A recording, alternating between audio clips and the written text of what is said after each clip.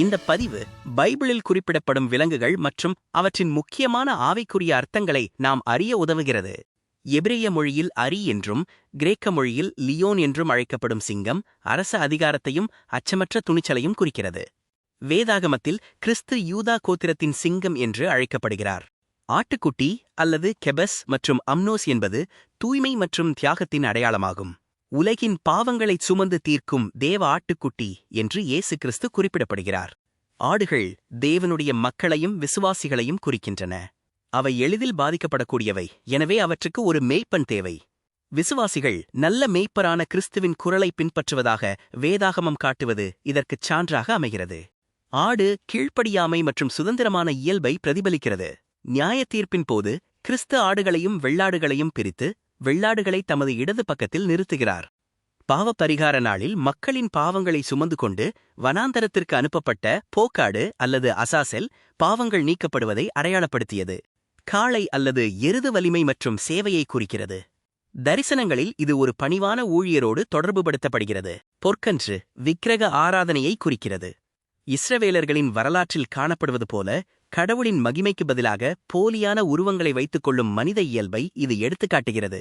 செம்மறி பசு அல்லது பரா அடூமா தூய்மைப்படுத்தும் சடங்குகளுக்காக பலியிடப்பட்டது. அதன் சாம்பல் கிறிஸ்துவின் இரத்தத்தின் தூய்மைப்படுத்தும் வல்லமையை முன்னறிவித்து சுத்திகரிப்பை குறிக்கிறது. பசுக்கள் மற்றும் கால்நடைகள் பால் மற்றும் உழைப்புக்கு இன்றியமையாதவை. அவைகள் பார்வோனின் கனவிலும் தோன்றின. கழுதை அமைதி மற்றும் பணிவின் அடையாளமாக திகழ்கிறது. இயேசு ஒரு கழுதையின் மீது ஏறி எருசலேமுக்குள் நுழைந்ததன் மூலம் ஒரு அரசராக தமக்குள்ள மென்மையான இயல்பை வெளிப்படுத்தினார். குதிரையானது இராணுவ வலிமை, வேகம் மற்றும் வல்லமையை குறிக்கிறது. இருப்பினும் அதன் வலிமையைச் சார்ந்திருக்காமல் கர்த்தர் மீது நம்பிக்கை வைக்குமாறு வேதாகமம் நமக்கு கற்பிக்கிறது. வெளிப்படுத்தின விசேஷத்தில் உள்ள வெள்ளை குதிரை வெற்றியின் அடையாளமாக திகழ்கிறது.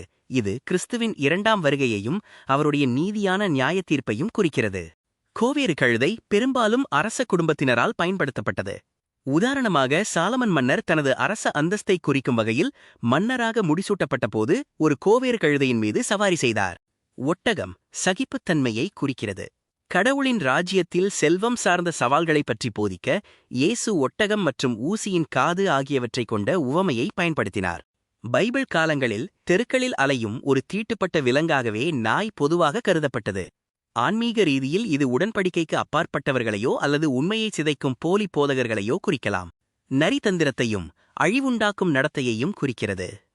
இறைபக்திக்குரிய வாழ்க்கையின் பலனை பாழாக்கக்கூடிய சிறிய பாவங்கள் அல்லது அசுத்தங்களை விவரிக்க இது பெரும்பாலும் பயன்படுத்தப்படுகிறது. ஓநாய் என்பது மந்தையை சிதறடிக்கும் ஒரு கொடூரமான வேட்டை விலங்காகும்.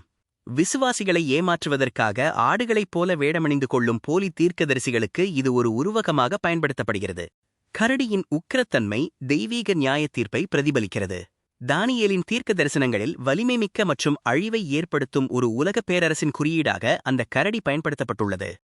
தனது நிலையான புள்ளிகளுக்கு பெயர் பெற்ற சிறுத்தை மனிதர்களால் தங்கள் பாவ இயல்பை தாங்களாகவே மாற்றிக்கொள்ள முடியாது என்பதை எடுத்துக்காட்டுகிறது. மேலும் இது திடீர் மற்றும் எதிர்பாராத ஆவிக்குரிய தாக்குதல்களையும் குறிக்கிறது. தனது நிலையான புள்ளிகளுக்கு பெயர் பெற்ற சிறுத்தை மனிதர்களால் தங்கள் பாவ இயல்பை தாங்களாகவே மாற்றிக்கொள்ள முடியாது என்பதை எடுத்துக்காட்டுகிறது. மேலும் இது திடீர் மற்றும் எதிர்பாராத ஆவிக்குரிய தாக்குதல்களையும் குறிக்கிறது. பாம்பு என்பது ஏமாற்று மற்றும் தீமையின் முதன்மையான குறியீடாகும். மனித குலத்தை இறைவனுக்கு கீழ்ப்படிவதிலிருந்து விலகிச் செல்ல தூண்டுவதற்காக ஏதேன் தோட்டத்தில் அது தோன்றியது என்பது நன்கு அறியப்பட்ட ஒன்றாகும். இஸ்ரவேலரை குணப்படுத்துவதற்காக வனாந்தரத்தில் மோசேயால் வெண்கல சர்ப்பம் உயர்த்தப்பட்டது. இது சிலுவை மரணத்தை முன்னறிவிப்பதாக அமைகிறது. அந்த சிலுவை மரணத்தில் கிறிஸ்துவை நோக்கி பார்ப்பது ரட்சிப்பை கொண்டு வருகிறது.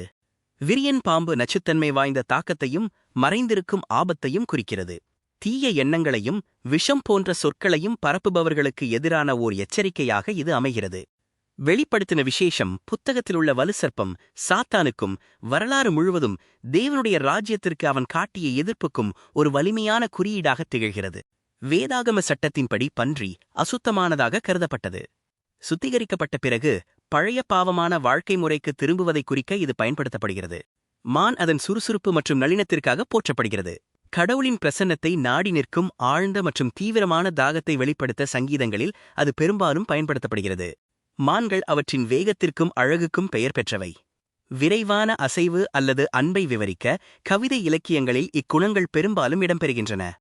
பாறை நிறைந்த மற்றும் அணுகுவதற்கு கடினமான இடங்களை கடந்து செல்லும் திறனுக்கு பெயர் பெற்ற காட்டு ஆடு அல்லது மலையாடு கடினமான நிலப்பரப்பிலும் கடவுள் அளிக்கும் பராமரிப்பிற்கு ஒரு அடையாளமாக திகழ்கிறது.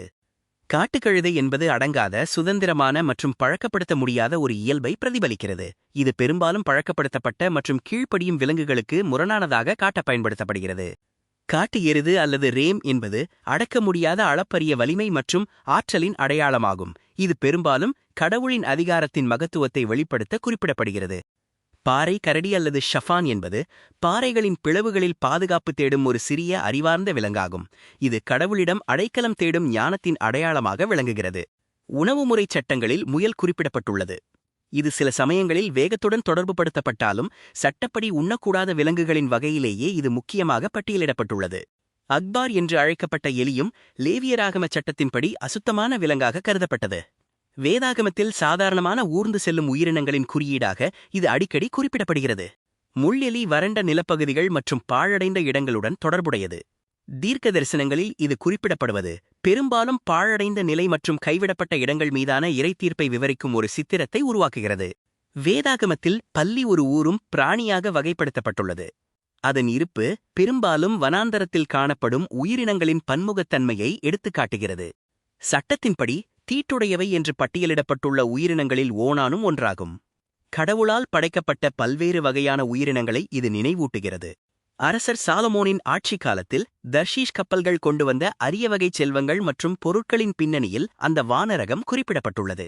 யானையிடமிருந்து பெறப்படும் தந்தம் ஆடம்பரத்தையும் இஸ்ரேலிய அரசர்கள் ஈட்டிய அளப்பரிய செல்வத்தையும் குறிக்கிறது. இது செழிப்பையும் அதேவேளையில் அதீத ஆடம்பரத்தால் விளையக்கூடிய ஆபத்துகளையும் எடுத்துக்காட்டுகிறது. மீன்கள் விசுவாசிகளையும் படைப்பின் செழிப்பை பிரதிபலிக்கின்றன. அப்பங்கள் மற்றும் மீன்கள் தொடர்பான அற்புதத்துடனும் மனிதர்களை பிடிப்பவர்களாக மாறுவதற்கான அழைப்புடனும் இவை பெரிதும் தொடர்புடையவை. நைல் நதி அல்லது ஒரு மாபெரும் கடல்வாழ் உயிரினம் என்ற பின்னணியில் பெரும்பாலும் குறிப்பிடப்படும் முதலை கடவுளின் ஆளுகைக்கு உட்பட்ட பழமையான அடக்க முடியாத சக்திகளின் குறியீடாக திகழ்கிறது. கடல் அரக்கன் அல்லது டிராகன் என்பது ஆழ்கடலின் சீர்குலைக்கும் சக்திகளை குறிக்கிறது. இருள் மற்றும் குழப்பத்தின் மீது தெய்வீகம் பெறும் வெற்றியை விவரிக்க வேதாகமம் முழுவதும் இத்தகைய உருவகங்கள் பயன்படுத்தப்பட்டுள்ளன. யோபுவின் புத்தகம் பெஹமோத்தை அளப்பரிய வலிமை கொண்ட ஒரு பிரம்மாண்டமான உயிரினமாக விவரிக்கிறது. இது படைத்தவரின் ஈடு இணையற்ற வல்லமைக்கு ஒரு சான்றாக திகழ்கிறது. லெவியாதன் என்பது கடலின் ஒரு புராணக்கால உயிரினமாகும். இது எல்லையற்ற வலிமையையும் கட்டுப்படுத்த முடியாத ஆற்றலையும் குறிப்பதோடு கடவுளின் படைப்புத் திறனின் மகத்துவத்தை மீண்டும் ஒருமுறை பறைசாற்றுகிறது. குறிப்பாக எகிப்தியவாதிகளில் குறிப்பிடப்படும் தவளை மனிதர்களின் அகங்காரத்தின் மீதான ஒரு தெய்வீக தீர்ப்பாக அமையும் ஊடுருவி தொல்லை தரும் மற்றும் எரிச்சலூட்டும் தன்மையின் குறியீடாக திகழ்கிறது. இப்படி ஒவ்வொரு உயிரினமும் கடவுளின் வல்லமை, ஞானம் மற்றும் படைப்பு முழுவதுடனும் அவர் கொண்டுள்ள உறவு ஆகியவற்றின் பல்வேறு பரிமாணங்களை எவ்வாறு வெளிப்படுத்துகின்றன என்பதை நாம் அறிய முடிகிறது. ஆமென்.